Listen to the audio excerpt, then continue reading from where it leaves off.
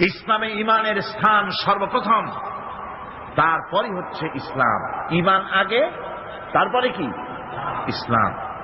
ইসলাম হচ্ছে বীজ, ইমান হচ্ছে বীজ, আর ইসলাম হচ্ছে চারা, গাছ। এটা হচ্ছে ভিত্তি। এই ভিত্তিকে সর্বপ্রথম মজবুত করতে হবে। ইমানের ভিত্তি,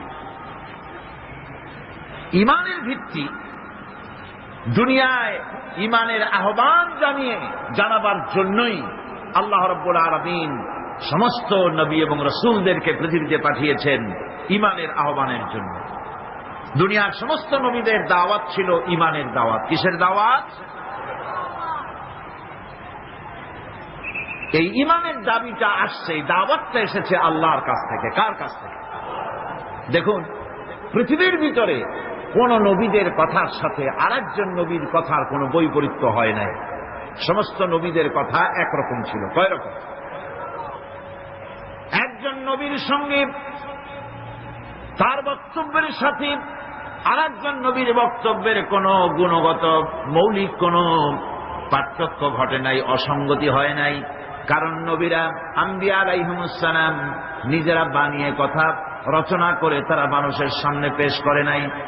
সমস্ত নবীদের কাছে যত দাওয়াত এসেছে একটা অফিস থেকে এসেছে। সে অফিসটা হচ্ছে কার? আল্লাহ রাব্বুল আলামিনের। তাই দুনিয়ার সমস্ত পয়গম্বরদের দাওয়াত ছিল না ইলাহা ইল্লাল্লাহ, লা ইলাহা ইল্লাল্লাহ, লা ইলাহা, লা ইলাহা ইল্লাল্লাহু মুহাম্মাদুর রাসূলুল্লাহ। এটাই ছিল সমস্ত নবীদের দাওয়াত। কোরআনে কারীম তার ধারক এবং বাহক সম্পর্কে বলে যে তিনি যে দাওয়াত দিয়েছেন সে দাওয়াতটা হলো ইমানের দাওয়াত। আমাদের নবী তিনি এসে যে দাওয়াত দিয়েছেন সে দাওয়াতটা কিসের? কোরআনে কারীম বলছি, ربنا إننا سمعنا مناديا ينادي للإيمان। হে আমাদের রব, নিশ্চয়ই আমরা এমন একজন আহ্বায়কের আহ্বান শুনেছি যিনি আমাদেরকে ইমানের দাওয়াত দিয়েছেন। এমন কোন পয়গম্বর নাই দুনিয়ায় যিনি ইমানের দাওয়াত দেন নাই। সকলেই ইমানের দাওয়াত মানুষের সামনে, বিশ্ববাসীর সামনে পেশ করেছেন। কোরআনে হাকিম স্পষ্ট একটা সীমারেখা দুনিয়ার মানুষের সামনে পেশ করে পৃথিবীর মানুষগুলিকে দুটি শ্রেণীতে বিভক্ত করে দিয়েছে। একটি হচ্ছে ঈমান পোষণকারী, আরেকটি হচ্ছে অবিশ্বাসী। একটা ঈমান পোষণকারী আর একটা অবিশ্বাসী। ঈমান পোষণকারীরা সত্যশ্রয়ী, তারা হচ্ছে জ্ঞান এবং নূরের সম্পদে সমৃদ্ধ। আর দ্বিতীয় দলটি হচ্ছে কাফের, জালিম, মূর্খ। তারা হেদায়েতের রাস্তা তাদের জন্য অবরুদ্ধ।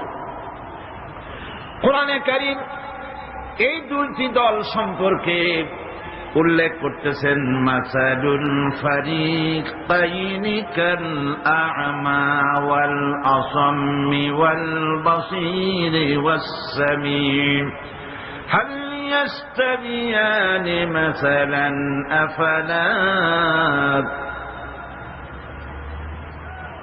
কোরআন শরীফ বলছে, হাল ইয়াস্তাবিয়ানি মাসালান আফালা তাযাক্কারুন। দুইটি শ্রেণীতে আল্লাহ পাক ভাগ করে দিয়েছেন। একটা শ্রেণী হচ্ছে অন্ধ, বোবা, বধির। আরেকটি যারা শুনতে পায়, চোখে দেখতে পায়। এই দুটি কখনো এক নয়, সমান নয়। এ দুটির রাস্তা আলাদা। কাফেরের রাস্তা আর ইমানদারদের রাস্তা সম্পূর্ণ ভিন্ন। আল্লাহ রাব্বুল আলামিন ঈমান এবং কুফরের পার্থক্য বলে দেওয়ার জন্য গোটা মানব জাতির মধ্যে স্পষ্ট করে বলেছেন, লা ইকরাহা ফিদ-দীন ক্বাদ তাবায়্যানার রুশদু মিনাল গায়ব।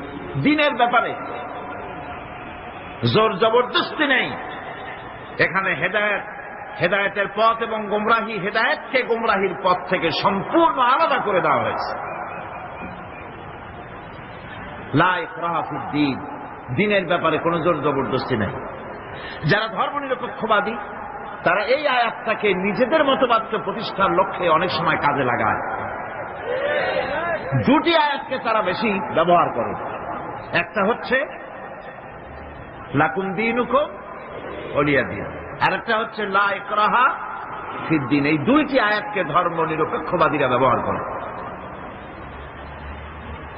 এই দুটির কোনটি তাদের আদর্শকে বোঝাবার লক্ষ্যে ব্যবহারের কোন সুযোগ নাই। লা ইকরাহা ফিদ্দীন, ধর্মের ব্যাপারে কোনো বাড়াবাড়ি নাই, জোর জবরদস্তি নাই। এ কথা বলা হয়েছে এই কারণে যে কোন বিধর্মীকে, অমুসলিমকে ভয় দেখিয়ে, লোভ দেখিয়ে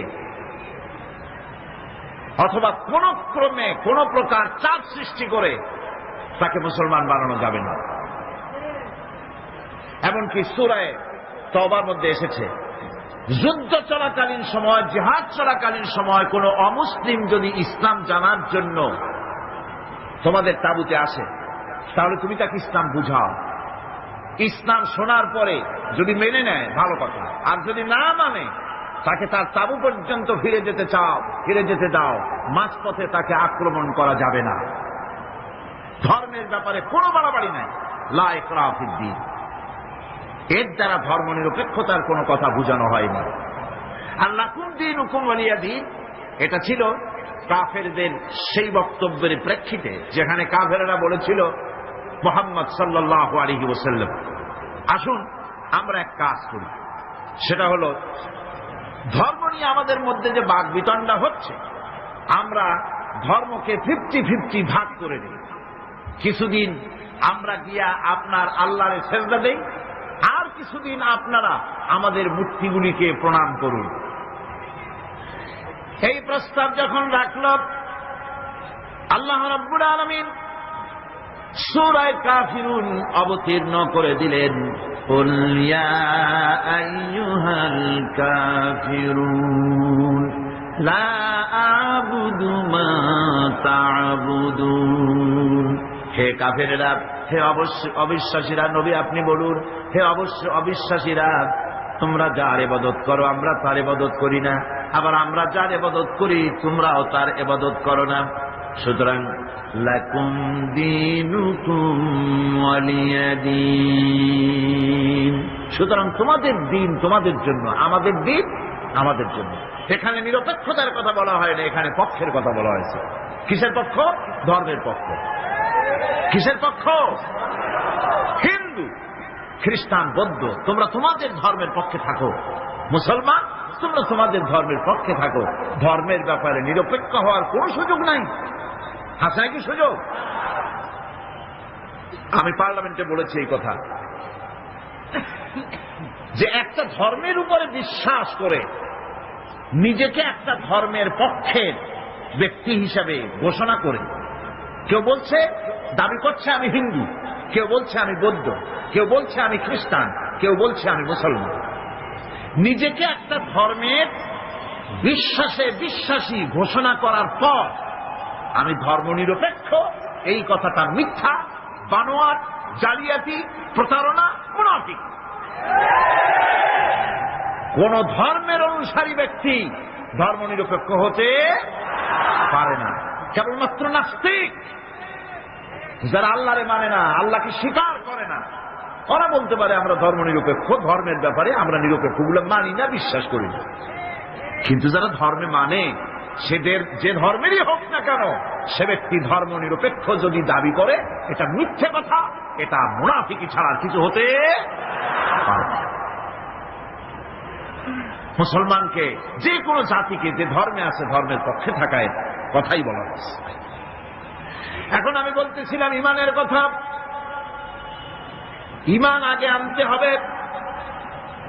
ইমান সম্পর্কে আল্লাহ রাব্বুল আলামিন বলতেছেন, ইমান হলো আগে, তারপর ইসলাম। আবার ইমান আনার আগে আবার কুফরি একটা শব্দ আছে, সেটা হলো ফামান ইয়াকফুর বিত্তাগুতি ওয়া ইউমিন বিল্লাহি ফাকাদ ইসতামসাকা বিল উরওয়াতিল উসকা লা ইনফিসামা লাহা ওয়াল্লাহু সামিউন আলীম। ফামান ইয়াকফুর বিত্তাগুত, যে ব্যক্তি তাগুতকে অস্বীকার করেছে, সর্বপ্রথম তাগুতকে অস্বীকার করতে হবে। ওয়া ইউমিন বিল্লাহ, আর এরপরে আল্লাহর উপরে যে ঈমান আনলো, ফাকাদ ইসতামসাকা বিল উরওয়াতিল উসকা, সেমন এক শক্ত অবলম্বন ধারণ করলো যা তাকে কোনো কিছুই বিচ্ছিন্ন করবে না, ধ্বংস করে দেবে না। সুবহানাল্লাহ। এখন সত্যিকারের ঈমানদারের পরিচয়টা কি? কোরআনে কারীম সত্যিকার